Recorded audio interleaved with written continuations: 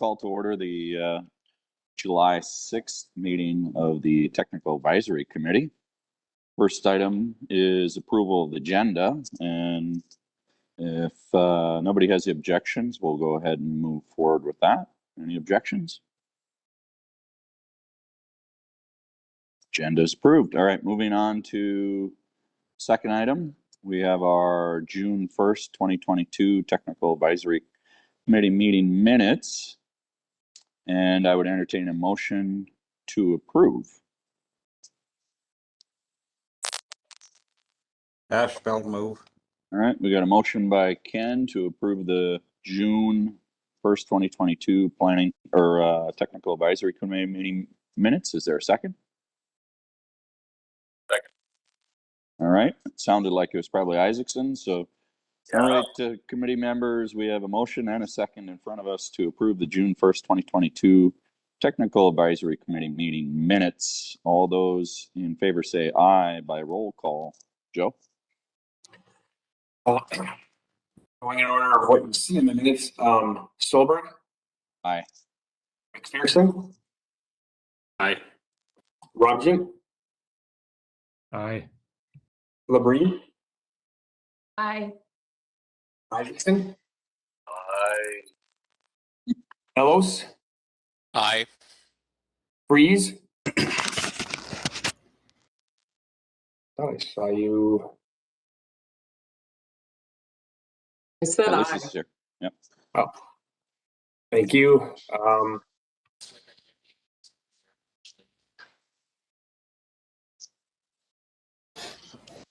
Jorgensen, Aye. Witter, Keel, Carl's not here. okay, Howley, Aye. Ellis, Aye. Lucher, Aye. Omi, Aye. Ashfeld, Aye. Culver, Thompson, Aye. Hager, Aye. Vole, Aye. Kurtz, Aye. Dermody, Aye. Peterson, Aye. Michael Larson, He's not here. I'm sitting in his place. I wasn't at that meeting, so I'll abstain or not vote or whatever. okay, thank you. Kotsukos, She says she's here. She's rebooting her computer, she says in the chat. all right, tell them that is a no vote. AO, Hi. Reef, Aye. Good morning, Fight. everyone. Whiten, Aye. Harrington,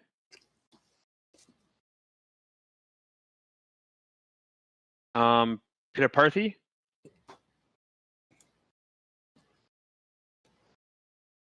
Eddie. That's a new name. That's Colleen Eddy. Recently took for the seat for Deed. DNR is still vacant. McCullough, Aye. pedestrian is still vacant. And hello, Andrew. I think I saw you, Emanuele from FHWA. Hello. Ready, Joe? I'm sorry. Is that it? Yep. All right. Yeah. All right. Joe, Thank sorry to interject here in the chat. You're probably not seeing it. Cindy Harper is here for Adam Harrington. Gotcha. Good, Thank you. Thank you. All right. The minutes are approved. Moving on to our next committee item, the tab report. I don't know, is Elaine back on yet?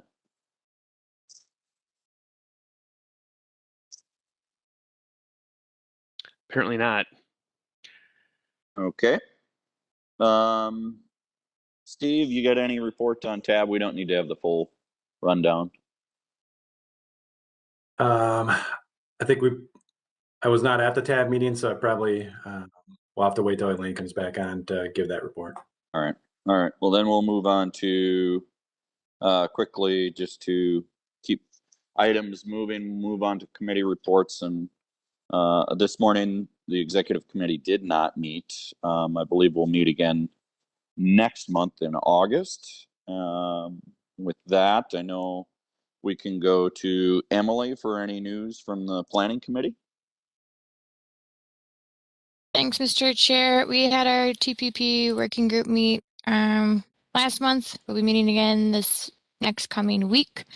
I think no real updates from me, other than the fact that I will be leaving.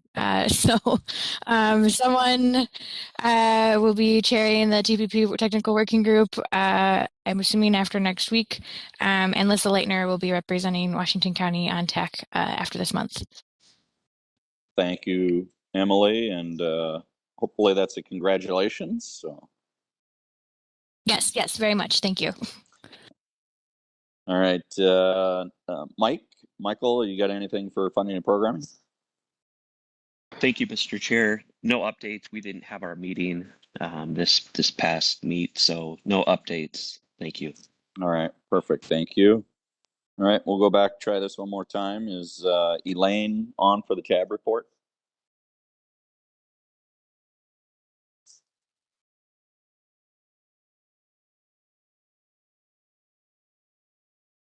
Doesn't look like she is.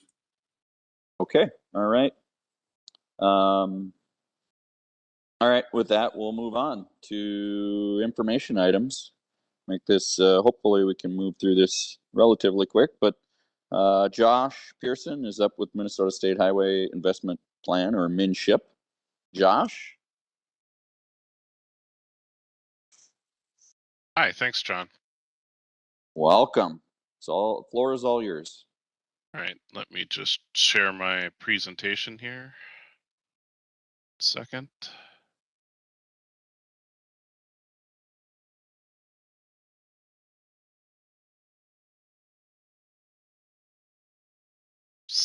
Kind of unfamiliar with this program here, so give me 1 second. Can people see my screen? Yes, we can. I can see it. Yep. So thanks for having me today to just present an update on MnSHIP and our upcoming public engagement period, and specifically one of our main tools that we'll be collecting feedback and information from, and I wanted to preview that with this group before we launch engagement a little bit later this month. Brad Utek, our project director, is also on the line too to answer any questions that may come up and kind of help me monitor the chat. So just for those who are unfamiliar, what are we planning for? What is the 20-year State Highway Investment Plan, otherwise known as MnSHIP? And MnSHIP directs our capital funding on the almost 12,000 miles of state highways. And when we talk about our state highways, we're referring to specifically with this plan, our interstates, our U.S. highways, and our Minnesota highways, which MnDOT is directly responsible for. Like you, MnDOT needs to budget for estimated funding over the next 20 years for state highways. And so we look at our expected revenues over the next 20 years and put together an investment direction that is fiscally constrained within that budget. The plan also identifies types of improvements to prioritize in various different investment categories, but does not get project specific or identify where projects may happen over the next 20 years. It does inform, the investment direction does inform our funding guidance for our 10-year capital highway investment plan, otherwise known as the CHIP, and then also the 4-year state highway improvement program and projects, state highway projects that are included in that program. And MnSHIP is also part of the Minnesota Go family of plans, which also includes our Minnesota Go 50-year vision that sets the vision for transportation in the state of Minnesota, and our statewide multimodal transportation plan, which is our top policy plan, also in the process of being updated. So why does MnSHIP matter? The MnSHIP investment direction guides our planning of projects and improvements on the state highway system.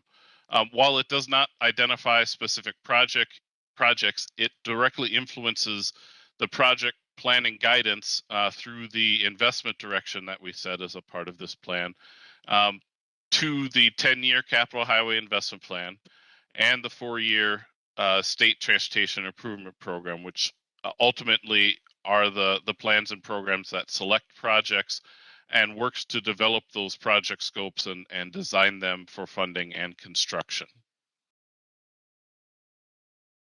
So also providing some context for this update to MnSHIP, we're kind of updating at a unique crossroads.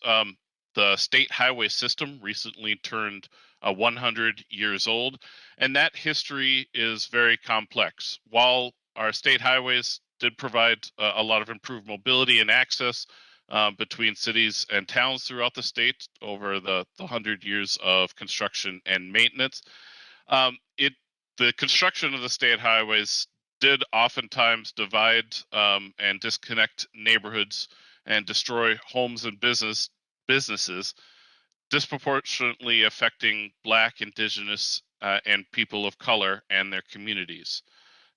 State highways were also not historically designed to serve everyone. For example, many state highways lacked wide shoulders or safe crossings for pedestrians and bicyclists, and usually lacked facilities for people with disabilities. The expansion of the state highway system of the past 100 years has also increased the level of traffic and greenhouse gas emissions, which have contributed to climate change. So many things have changed, and the state highway system and its construction expansion have not always been beneficial to all. But we are in the process of updating this plan, keeping in mind that as we put together this draft investment direction, we need to ensure that the benefits and burdens of the future transportation decisions are equitable and work towards reducing existing inequities. So as I stated, we have to be fiscally constrained with our MnSHIP investment direction we set as a part of this plan.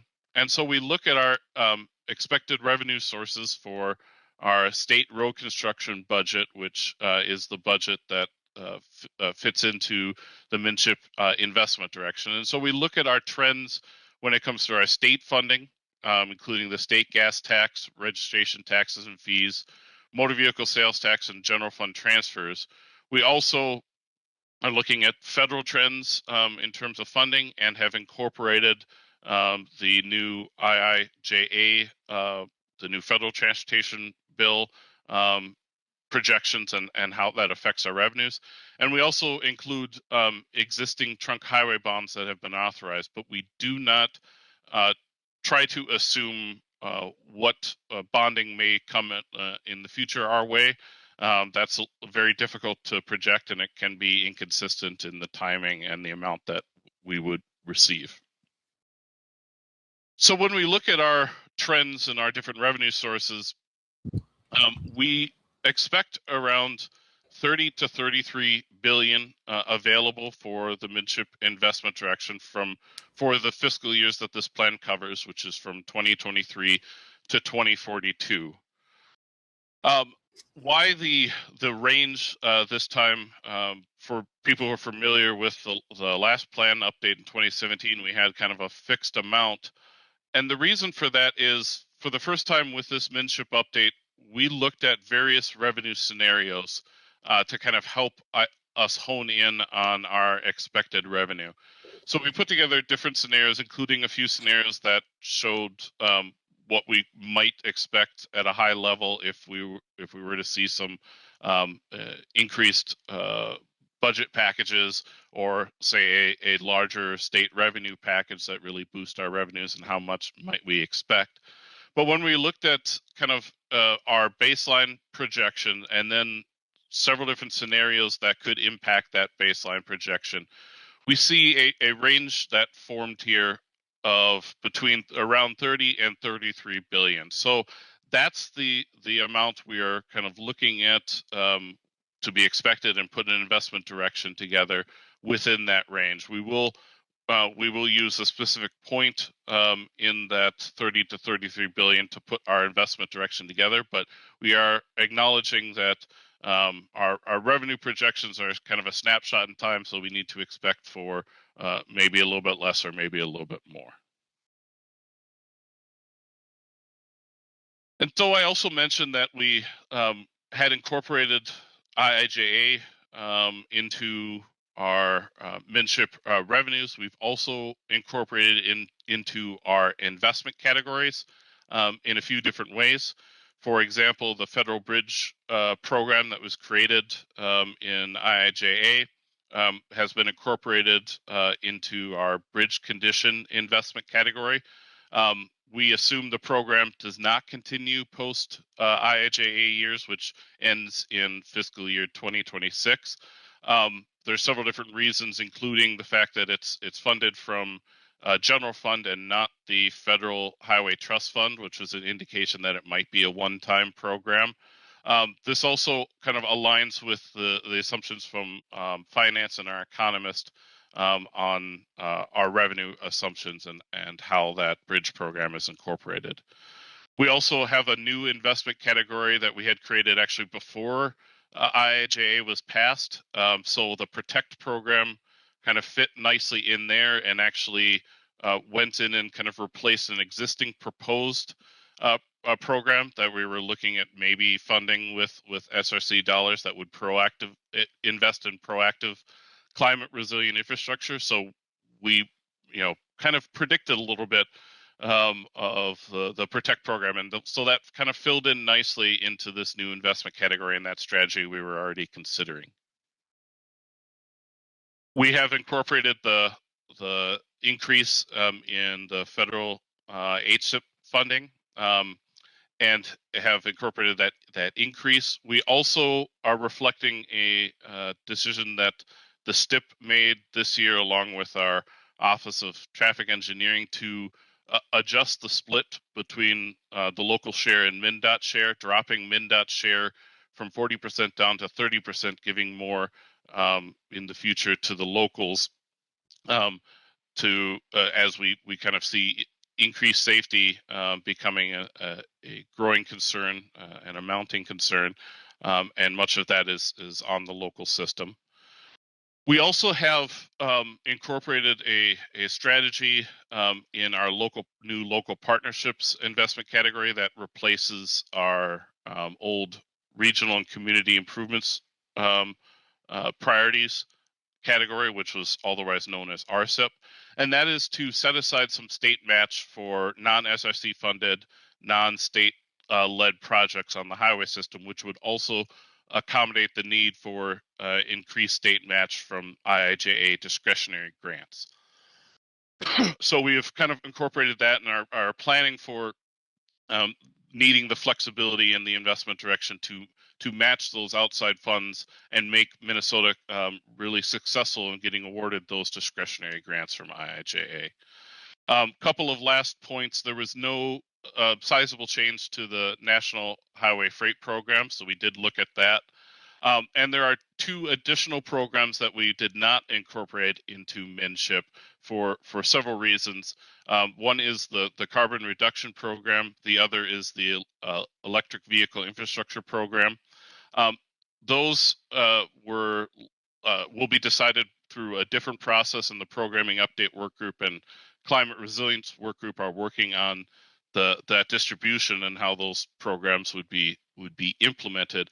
The main reason we didn't include them is that MnSHIP is a very narrowly focused investment plan within the right-of-way of the state highway system, and there's the potential that these two programs investments would be outside of that right-of-way and therefore not within the purview of MnSHIP.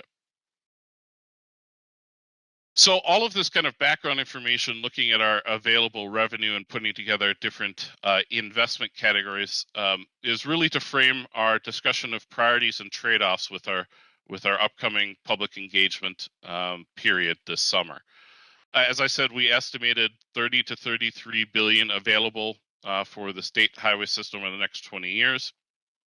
When we looked at all of our investment categories and put different possible levels of investment together, or what we call performance levels, we also looked at not only maximums, how much we would need in different categories to either reach and meet our targets or adequately address emerging goals or reach a certain state where we are adequately managing that priority or implement a plan, such as our district bicycle plans. We also looked at the minimums too in each category, and we set minimums in those categories with our MnDOT experts. And when we add up all of those minimums across our investment categories, we come to 23.5 billion would be needed to really manage our highest risks. That kind of includes making sure that we are within the thresholds identified in federal legislation for our interstate pavement condition and our NHS bridges. Make sure that we're not risking that. And meet our obligations, including existing programmed projects in the STIP and other requirements for each category. So we set up those minimums, and we would anticipate 23.5 billion would be needed over the next 20 years to meet all of those minimums. That still leaves a sizable amount of investment that is available for additional improvements or outcomes in our different investment categories. We anticipate that being 7 to 9 billion. And that's really the framework of our public engagement period and the question that we're asking through several different formats. How would you prioritize and spend that additional kind of 7 to 9 billion on top of the minimum 23.5 billion we need to manage our highest risks? I briefly saw that there was a question. I'm trying to get the comment box open. Josh, question from Brian Isaacson about how this relates to Metro District planning efforts and the TPP. How we've done this for the past few rounds of the statewide plan is we have a statewide investment direction, and that gets translated to the district investment direction through the CHIP, Capital Highway Investment Plan, the 10-year plan. So at this point, we're not looking to do, like district investment plans outside of the CHIP. There is an effort to do some corridor-based planning at the district level that would feed into that as well.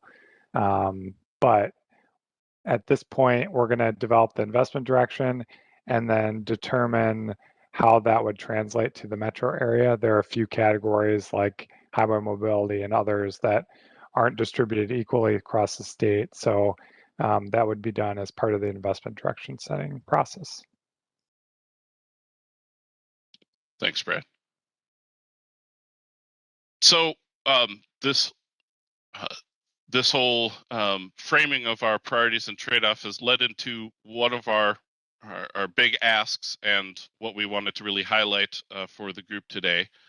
And that is, we need your input, stakeholders from the Metro and around the state, as well as the general public. We will be seeking feedback through several different strategies.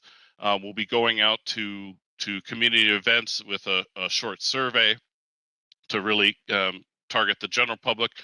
But with kind of the pandemic still ongoing, we realized we needed a very robust tool online that we can have collect responses from. And we have put together this MnSHIP highway budget tool, which is going through just final testing here this week for hopefully a release next week when we announce public engagement. We will share that link with TAC members when it goes live, but we wanted to just kind of give you a preview over the next few slides about what this budget tool is, and hope that you can fill it out, but you can also share it with your networks, so we get a lot of input from the public and stakeholders about how they would prioritize investments on our state highway system. So you first come into the main screen for the budget tool, which gives some introductory information. We are also asking optional demographic questions at the beginning, and that's so that we can kind of do a deeper dive into the data that we're collecting and look and see how priorities might change based off of age, ethnicity, gender, or where you live. And so we're collecting that so we can kind of dive in, and it's not necessarily a vote for a certain approach and that's the one that wins. It's more nuanced than that, and we need to be able to really filter down and break apart our data and look at it under these different microscopes. You then are brought to, after our instruction screen, you are brought to this start screen where you can either start by choosing one of our 6 pre-made investment approaches and look at the priorities and what investments are we're investing in more in, what investment categories we're investing in more in, and maybe make some tweaks. Or you can start from scratch and put together your own approach, just starting from the minimum levels of investment. And then the goal is to budget the remaining 7 to 9 billion and put it within our 30 to 33 billion range and not go over. So, for example, here, if I was to start with the minimums, this is what the screen would look like, and we have our investment categories in alphabetical order. And you can start clicking on the different levels and prioritizing what you would like to see us invest in on the state highway system. Or you can also start, I said, from one of the approaches. And this, I selected the prioritized pavement, which is our current approach, which reflects the 2017 MnSHIP investment direction. And if we were to carry and continue that forward, so you could select this approach and make adjustments and tweaks off of there based off of the priorities you would like to see. If you need more information on our investment categories, it's embedded in the tool. Under Learn More, it will bring up little pop-up explanations of our investment categories. We also have a full web page with videos, information on the web page, as well as detailed informational folios on each of our investment categories. So if you're really interested in doing a deep dive on our investment categories, you can find out that information on the minnesotago.org website. You also, as you are increasing investment, you can see the levels change for our different kind of sub-strategies. If you hover over those, you will be able to see what are the outcomes you get for that sub-strategy within that performance level of the investment category. So you kind of tweak your investment direction, and then once you've finished and you've kind of fit it within that budget, it's quite difficult to hit 33 billion exactly, which is by design, but you would hit continue to submit that investment direction into the system. Also, as I said, you don't want to go over because you will get this error message that you exceeded the budget. And as you see over here, the continue button has gone away. So you need to refine your investment approach to be within that available budget range. So we're looking to share this link next week when we launch public engagement. We'll share it with TAC members, but we're also asking members of TAC to spread the word and share the link with your network and your friends and family even. We're also encouraging you to follow MnDOT on social media and share MnSHIP posts that will be coming up, which will highlight the budget tool. Also sign up for email updates as we'll be providing those updates, as well as updates for our second round of public engagement. Once we have a draft investment direction together, we'll be bringing that out for review with the public and our stakeholders. Or you can request a presentation for your organization. We did kind of a shorter presentation here. We have a longer presentation where we can get into some discussion on priorities. And have that kind of discussion in that longer format.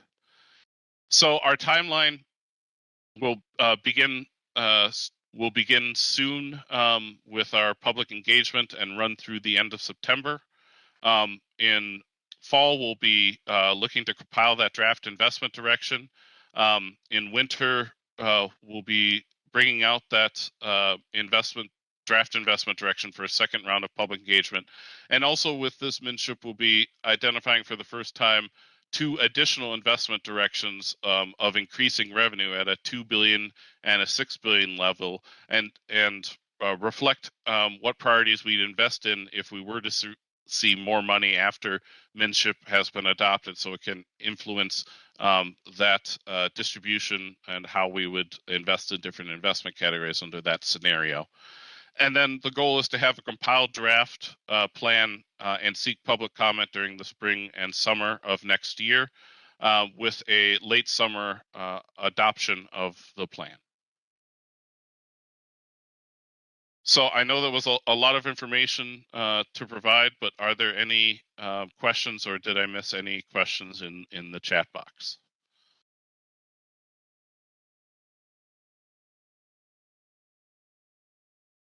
Thanks, Josh. I'm looking as well here. Not seeing anybody necessarily raise their hands. Anybody else with any other questions for Josh or Brad? Josh, what's that general website going to be for this budget tool? It will be on you'll be able to get a link from minnesotago.org, our main Minnesota Go Family of Plans website. And if you go there, immediately there will be a pop-up asking you to share your input, and you can click that link. It will bring you to the MnSHIP engagement page where we have all of this information, as well as our budgeting tool. We'll also provide the direct link so you can bypass all of that once it goes live. All right, minnesotago.org. All right, Josh. Yeah, I assume. See, Steve has his hand raised. Yeah, thank you, Mr. Chair. And thanks, Josh and Brad, for coming today. My question was on timing, and when does the new guidance kind of take hold versus the existing MnSHIP? I saw the time frames in there, but certainly our project development is out so far at this point, and then just wondering on the timing of when old versus new starts. Thanks. We anticipate that the new investment direction would impact fiscal year 2027 and beyond. We don't like to interfere with existing adopted STIPs and STIP projects, since that would take potentially a lot of amendments to do. So we look to hold the STIP harmless and affect the fiscal year 27. Which would be coming into the STIP, but is not a part of the STIP yet. That would be the next kind of year 4 of the STIP, and potentially time enough to influence the investments that are going into that year. Gotcha. And my second question, I liked how you called out like the NEVI program and then carbon reduction, because I'm guessing you'll get a lot of comments about, well, what's the DOT doing about electric vehicle charging?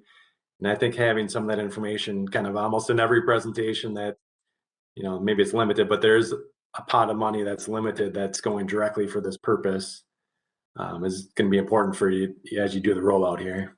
Yeah, there was also the recent legislative session that put into state statute that our state road construction dollars could not be spent within the right-of-way on electric charging infrastructure. So we did have a potential strategy early on before that statute became law, where we were talking about a strategy of maybe putting EV charging stations at rest areas, but that kind of quashed that strategy, and also helped us to realize we should have this program set outside of MnSHIP and really governed outside of our investment direction.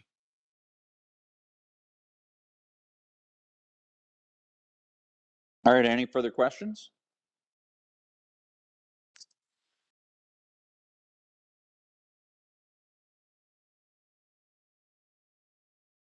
Not hearing any. Thanks, Josh. Thanks, Brad, for bringing this information to us today and giving us the link for being able to participate in this public engagement that's coming up. Yep, thanks, everyone. Thank you. Thank you all. All right, with that, let's go back and hit the tab report if we can. Elaine, can you give that to us? And then Yeah, we'll go to thanks. Steve after that. Yeah, thanks, Chair. Tab met on June 15th, a few weeks ago. For the Chair's report, Pavement reported that there will be no action items pending in July for the tab meeting, so they have canceled the July tab meeting. For the MnDOT report, Michael Barnes reported that the new MnDOT Commissioner Nancy Daubenberger and the appointment of Deputy Commissioner and Chief Engineer Gene Wallace. Also reported on the IIJA funds and the Corridors of Commerce program. Matching funds for the IIJA did not pass by the end of the legislative session. For the MPCA report, Todd Bewan reported on grant opportunities that can be found on the MPCA website. Deadline for the heavy-duty diesel conversions is August 31st, and the deadline for changes to government buildings, etc., to become green buildings is July 27th. They will target pollutants with the highest risks and environmental justice. For the MAC report, Crimmins reported on the Minnesota National Air Guard has had an increase in takeoffs and landings. Sun Country is launching, or now has launched, a Canadian route to Vancouver.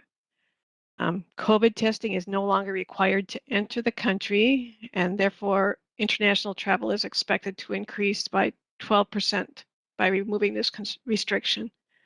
Crimmins also reported on recent awards and positive ratings. Condor is now coming back to MSP as an international carrier. Spirit is postponing the merger between JetBlue and Frontier till the end of June to see the final offers. Flight numbers are now within 5% of previous flight numbers. Debbie Gattell asked about job fairs, and Crimmins noted that there is a list of jobs available and job fair information on the website. For the Metropolitan Council report, Deb Barber reported on negotiations with BNSF Railway. For the Blue Line, the route was chosen on West Broadway. She also reported that the final corridor plan has been approved by the Transportation Committee for the E-Line. That's the ABRT line. And Barbara shared recent ridership data, noting that there is an increase in commuter ridership. For the Suburban Transit Authority, Heidi Scholl of MBTA reported on behalf of Dan Keeley. On-demand service is strong. Southwest Prime has surpassed their pre-COVID levels, and commuter ridership is up. MBTA expects substantial completion of phase 1 of the Burnsville bus garage by November 2022. Southwest Transit procured 2 on-demand electric vehicles. And then Chair Hovland reported that the Rotary clubs are working with Afghan refugees and have a meeting set up with MBTA, Southwest Transit, and Metro Transit to devise a strategy to assist the refugees in getting to meetings.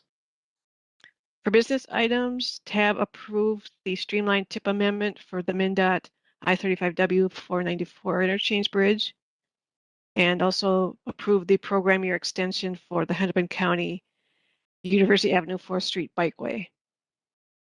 And they had 3 information items: overview of the 2050 Regional Development Guide and Transportation Policy Plan development, a regional traffic safety update, and regional solicitation grants award project update by MVTA. That's what I have. Thank you, Elaine. Any questions for Elaine? Not hearing any. We'll move on to Steve. You want to move forward with the information for our next item, IIJA 2023 funding? Sure. Thank you, Mr. Chair. And thanks to Emily here too. Wanted to mention that she's been really a strong contributor to our TAB TAC process, chairing committees, scoring committees, all sorts of things, including TAC planning. So thank you, Emily, for really many good years of service to the MPO here. So thanks. So this second discussion item was something that a number of us wanted to bring to the group for further discussion. It'd also be heard at MnDOT's Capital Improvements Committee here on Friday, a similar presentation. And several members of this TAC body are on MnDOT's programming update work group, PUW. It's a longstanding committee that MnDOT has with its partners to think about how money is spent throughout the state and different programs. MnDOT is using this work group to help implementation of certain aspects of the new IIJA bill, and has met several times already here this past spring and into the summer, and will continue to meet. So members from this body we got Mark Culver, Burnsville as a rep, St. Michael, so Steve Bott, Joe McPherson, Lisa Fries, myself, Amy Venowitz, John Solberg, Molly, some of the members on that committee. But we wanted to get some more input from a broader range of Metro folks here, and specifically with regard to the increase of IIJA money that is coming to the region and the MPO. And so for the money started in 2022 out to 2026 in IIJA. For 2022, and you can see this in the third bullet point, the PUW recommended that MnDOT absorb that additional money and then give it back to the Met Council as the MPO and other ATPs in a later year, just because 2022 is now over from a program year perspective, so we couldn't use it to federalize new projects. So then the question becomes, what about the increase in 2023 that's coming through IIJA? And that increase for the sources that go into the regional solicitations, about 14.2 million more above what we thought we had for 2023. And for the Metro District competitive HSIP pool, that's about 3.7 million more than we allocated and programmed out. So the question I think comes, what should we do with that additional 2023? There's a few options. The next meeting of this PUW is on 7/22. Then they're going to make a recommendation at the August meeting on what to do with 2023. So now we are into July. So once we hit July 1, 2023 is now current program year. And so we can look to the TAB policies to give us some guidance as to what to do with additional money that comes flowing to the region. So we had MnDOT State Aid look at how many and what amount of projects could be pulled forward into 2023. You know, we're not going to start probably a new federal project even in 2023 here.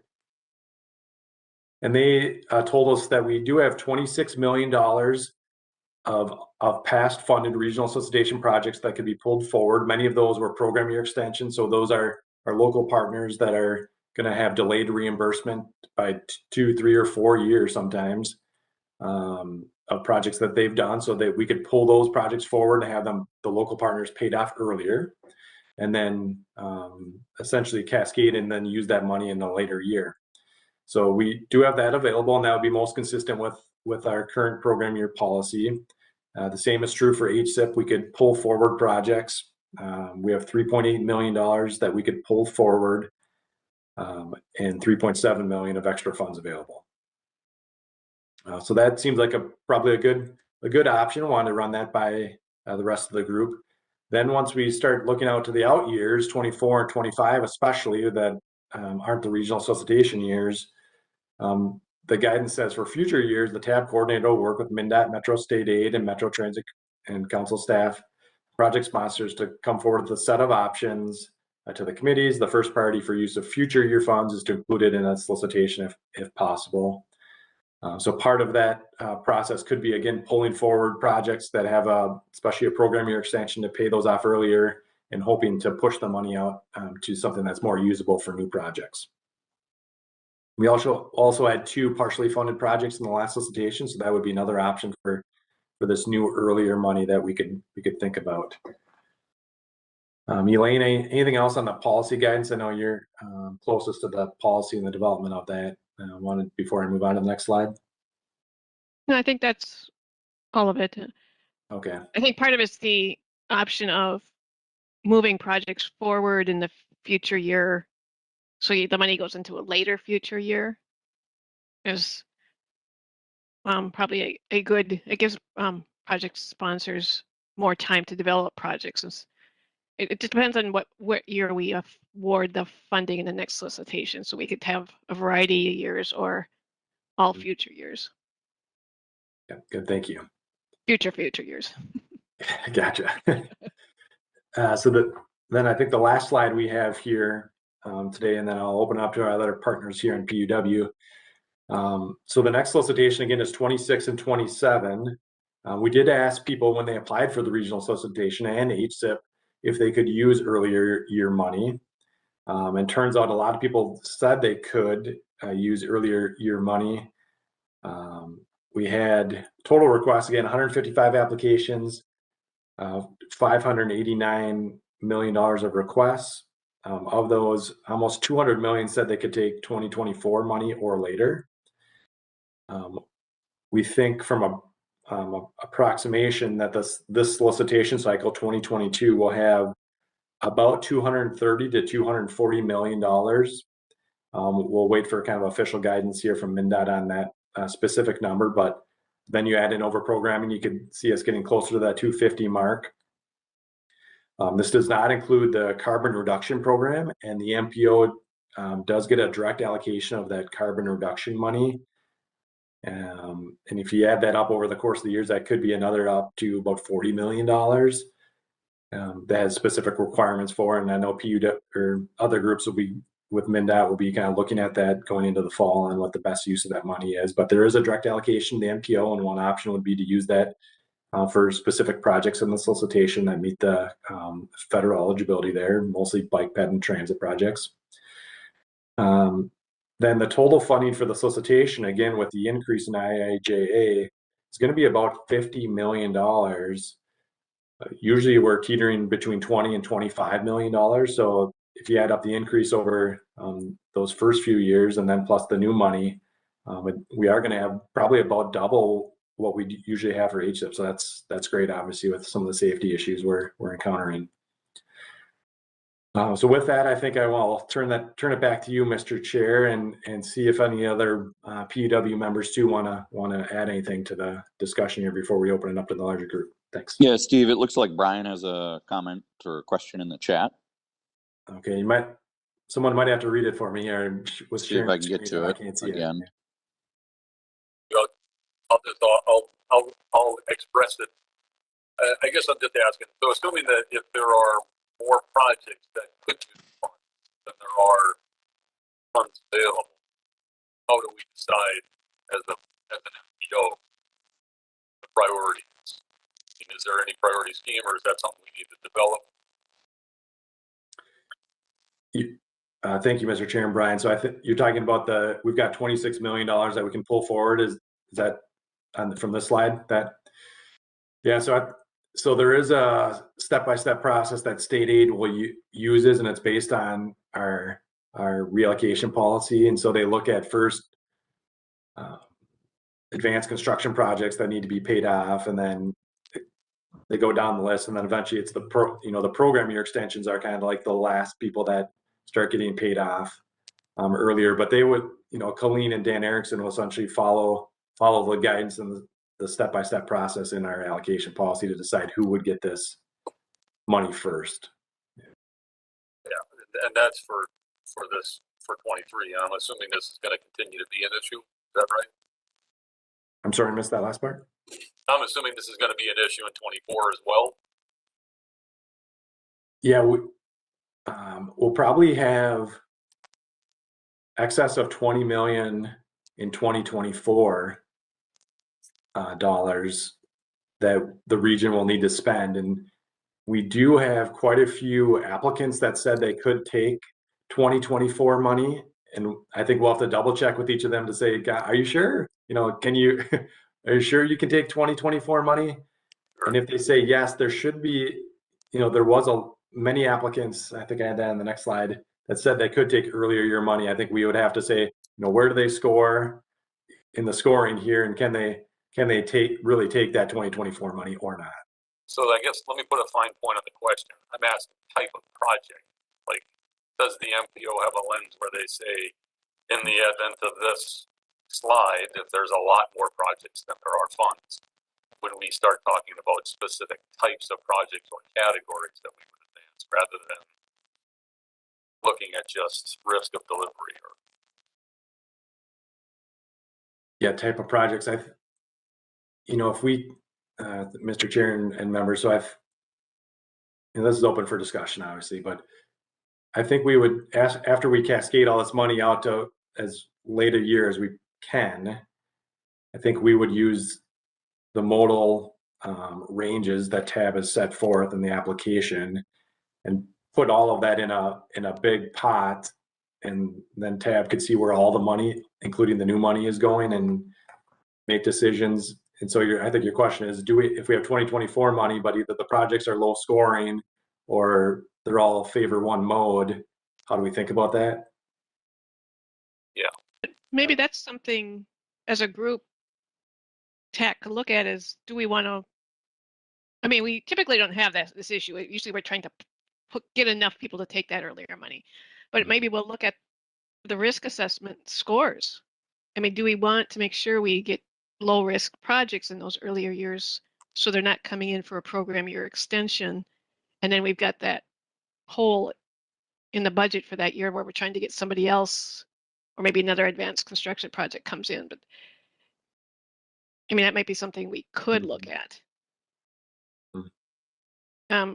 Typically bike projects are lower risk.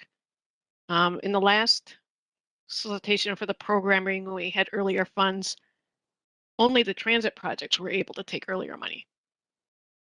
So they all went to transit just because that's who could. I just think that this is going to, whether it's a real issue or not, I think that we're going to have to be able to articulate what types of projects we want to see. I mean, like the discussion at TAB about CRISA funds went in a weird way because there were advocates for specific things. I mean, I think similar to other times when we've had an influx of new federal, we just need to be intentional about saying, and whether it bears out that way or not, but we would look at the type of project and say, with new money, risk could be the thing, or it could be that we want to say preservation, or we want to say multimodal. I have my own ideas, but I think that that's something that we need to frame up so that it doesn't get weird at that. Yeah, what we do is we do this after the projects are selected, and then give them the money they can take, whether it's the CMAQ money or the years based on what they've requested. So it's after projects are selected within those modal ranges. So the projects will all be funded based on what TAB wants. It's just which money and which year they get is balanced.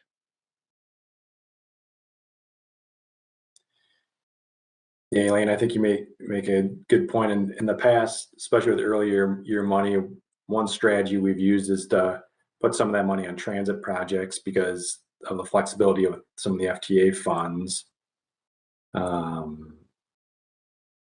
But yeah, I think in short order, we're going to know where the projects landed and if we need to reach to get some of those 2024 projects, or if they're just high scoring projects either way.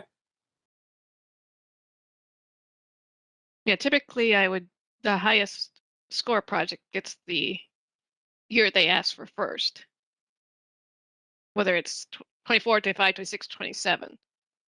So if there's several going for 26 and we run out of 26 money, for example, the highest scoring projects get the 26 money first, the rest get 2027. I mean, that's typically how we've done it. It's by score. Elaine, I see Lyndon has asked in the chat if you can share that reallocation policy.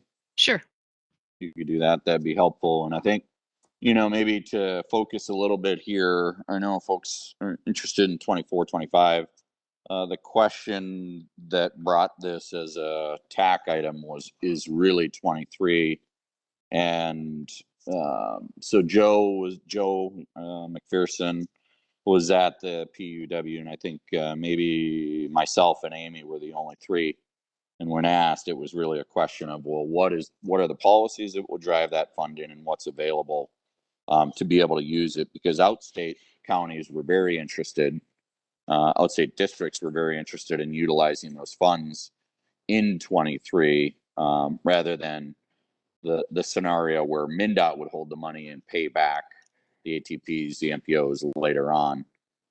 So maybe just as maybe to get to a finer point on this, if folks feel comfortable with the maybe the scenarios laid out by Steve as to how to use that money in 23, or is there some discussion that you would rather see a scenario where MnDOT hold the money again in 23 and pay back a larger amount in the out years? I'd be interested to hear more of that so that those of us on the PUW can comment.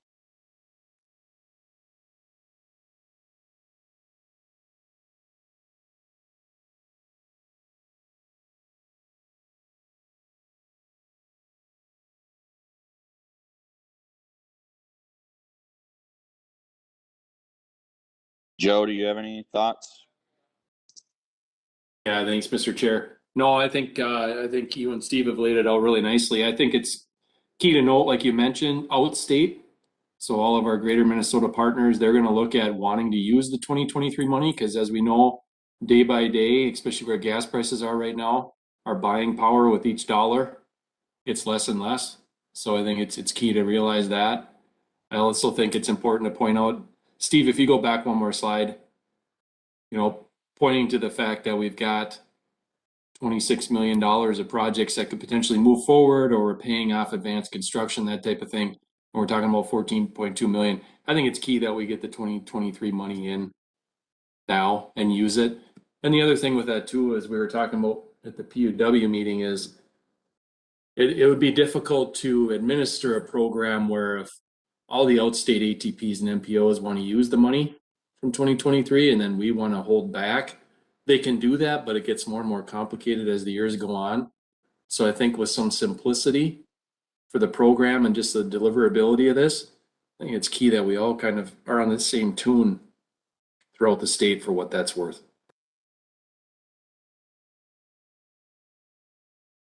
Thanks, Joe. Anybody else with other thoughts or confirmation of ideas on this?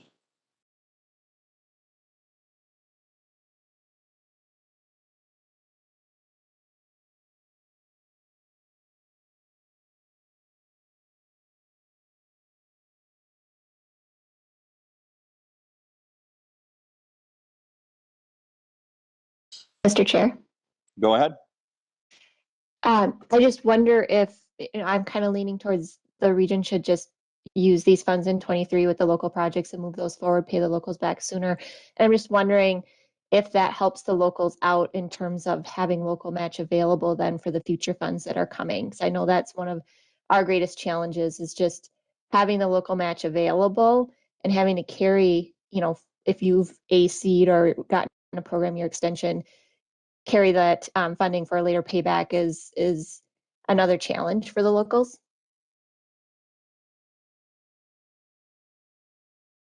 No, yeah, good point, Jenny. I'd be interested in hearing how folks think about that. But I know state aid was definitely supportive of the idea of being able to get that money back into city and county hands earlier rather than later. But I'll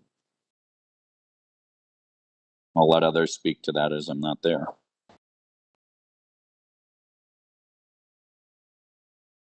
Mr. Chair, Jim Kozlucher with Ridley. Go ahead, Jim. Just wanted to mention we're in a kind of a construction climate where costs are rising, and I'm not sure how many projects that are on the books right now are going to get hit pretty hard with those rising costs. And I'm just wondering if the 23-24 projects that are on the books are in need of funds in order to make sure that they get completed.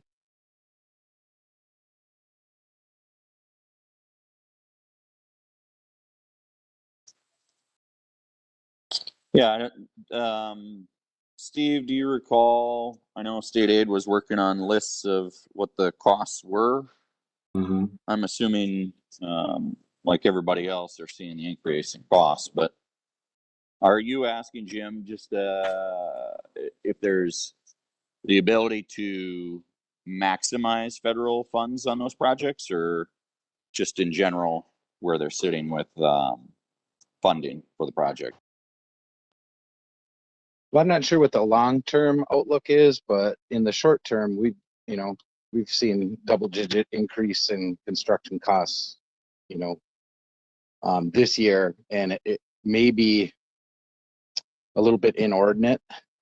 Typically we manage those, and when the applications go in, you're accommodating some inflation over those 3 or 4 or 5 years till the project gets built. But with the jump in costs, I'm just wondering if there's risk to any projects that are out there, and whether some of the funds could be used to abate some of those inordinate increase in construction costs. I think Elaine, you want to talk to that in the policy direction again? Yeah, with the policy, that's the last step for the current year funding.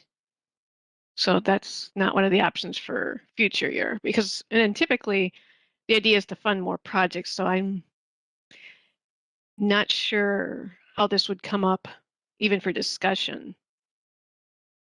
beyond the current year, but we've got so many projects that have advanced constructed right now, which is the first step of the process. That's what we would follow.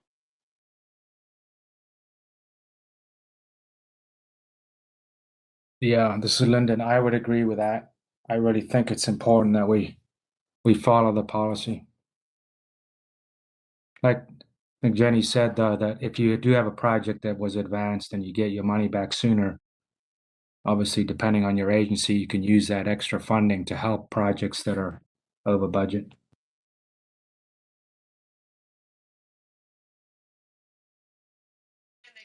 They could also start Go ahead, Elaine. they could also advance constructing future projects once that money becomes available, if the timing is right. And we've always used this policy to encourage advanced construction. That does help keep costs lower. And that is a reward for the projects that do that. And it also helps us out. I guess for me, I would like to see projects that have advanced paid first, even in the next year, because they've made that step in helping the region as a whole with it funding, rather than selecting new projects this round who would get paid before those that did the advance. That's my own personal view.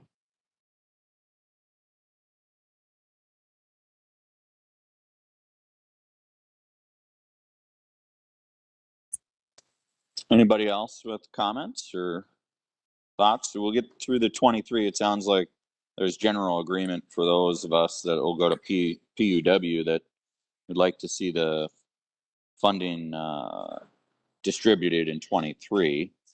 So that in its own right is helpful. And then I think, as a technical advisory committee, again, providing, once we know that comes about, providing some of that additional feedback in future discussions to TAB will be helpful to give them good direction, from the technical side, as to how these funds can be used and can benefit the region. So, and then we'll look at 24. And Steve, do you recall if Patrick talked about when the 24 decisions would be made, 24 and beyond? As far as issuing the actual guidance, or? Yeah, as I'm assuming if everybody takes it in 23, then it just moves forward as 24 and on will be distributed. But with the CRW funds, did he mention when those? I don't recall when he mentioned if the decision to be made on those. You're talking about the carbon reduction? Yeah. So this fall, the groups are going to be meeting for carbon reduction as I kind of get through some of these first federal programs. But Brian Gage and others said they, since there is a direct allocation to the MPO, we will, we'll have what that number is. and then be able to think about that as part of the larger solicitation, whether people want to use it or not. As part of broadening the pot of money available Yeah, for projects. yeah. I think So was there a question still on whether the MnDOT would use those funds or whether those would also be distributed to ATP or a statewide solicitation? So maybe that's a future conversation that'll come to TAC. yeah, I think you're right. There's a minimum that's going to the MPO, but their MnDOT's share, they could decide to do something different with, whether it's distribute it to locals or keep it or use it or solicitation. Is there anything else we need to talk about on these federal funds at this point, Steve or Joe, that we need to bring back for PUW? Mr. Chair, not at this time. I think the next discussion item that we may have in front of the TAC is the bridge funding program, but that's gonna be coming up in the future. I think today the key was, like you mentioned, we need to determine, do we want to take receipt of the 2023 funds? And like you noted, and like we've heard, I think everyone's in agreement that we should pull that money in, start using it. Just one comment, Mr. Chair, Lyndon again. Yeah, go ahead, Lyndon. Remember in the past, we used to fund inflation as part of the project selection. Right. We stopped that a few years ago. That's something to consider for the future money, I suppose, with the next round of solicitation. Yeah, that's a item, could be a good discussion topic for next couple months here, moving forward, as a potential recommendation or discussion point for TAB to take into consideration from us. Otherwise, I imagine they probably wouldn't be thinking about that all that much.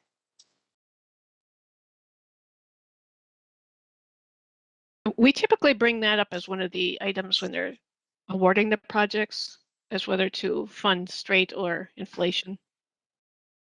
So that would be made, or start discussion a couple months before the decision is made. Yep. So we would have that as an action item for discussion. October-ish, somewhere in there. Yes, yes. Okay, sounds good. Let's see, we got another chat out there. Emily, thank you for your services. The planning chair, appreciate that very much. Take care. All right, Steve, I think we got enough information, right? I think we do. Elaine was going to put the policy in the chat if she hasn't already, or else I can. And then if people have time to digest this and think about it more for Friday's CIC meeting, you can bring additional comments there. Yeah, I put the link for all the policies, so the Okay, webpage that has all of them. Perfect. And good reminder, Steve, that this will be on CIC agenda on Friday. All right. Thank you all for the feedback on that. Moving on. Chair Solberg? Yes, go ahead, Molly. I just wanted to, if anyone doesn't have the invite to the CIC meeting, I'll put my email in the chat and just let me know and I'll send that out to you. Everyone is invited. Thank you, Molly. All right, moving on to other business. Any agency updates from anybody? As you heard, I think, from the TAB report, MnDOT does have a new commissioner, Nancy Daubenberger. Many of you are familiar with her. And a new deputy in Gene Wallace, who was the assistant in the modal planning and program management office. Those are probably the big things. And then I believe, Elaine, you probably have sent some of the information out on the NOFO's federal funding solicitations that seem to be popping about every other day now. I can. If you could, that would be great. Yeah. And with that, I'll go to anybody else that would like to provide any information. Mr. Chair, this is Innocent. Yeah, go ahead, Innocent. Yeah. I believe Elaine had mentioned part of it that TAB representative had mentioned. We still have air pollutant reduction grant that is for small businesses, government agencies, education institutions, tribes, and non-profits. The maximum for that grant is $25,000 per applicant. And you must have at least 25% match for total match. And this grants application deadline is July 27, so it's still open. Then there's the heavy duty electric vehicle grants, and this one is for funding to replace heavy duty diesel engines with electric versions of it, such as buses, trucks, airport ground support equipment, forklift, cargo equipment, freight switches, all those can qualify for the money. And we have a total of $6.5 million for this grant. Then the application due date is August 31st. So you still have some time. And you can find all this on MPCA website. You find all the details. Thank you, Innocent. And if you can attach that website in our chat, or make sure Elaine gets it to send out. Okay. I can maybe email what I have to Elaine so that she can send out. I can do that. Thank you, Innocent. Appreciate it. Thank you. All right, Steve. Yeah, thank you, Mr. Chair. I put in the chat about our AMPO, the Association of MPOs. A national MPO conference is going to be here in Minneapolis this fall, October 25th to the 28th, and hope that many folks consider being part of that. I know we have some presentations by some of our partners even at that conference, but good chance to see what other MPOs are doing in a variety of areas, and don't get the national conference too often, so right here in our backyard. Next. All right, thank you, Steve. And Jenny, I see you put something in the chat. You want to? Just a little plug. If you know of anybody who's looking for a job in the transportation planning field, we are trying to just get the word out. It's a difficult hiring season. I'm sure you're all experiencing similar if you're hiring. So we're just trying to get the word out. Thanks. Thanks, Jenny. Anybody else has any information for the group?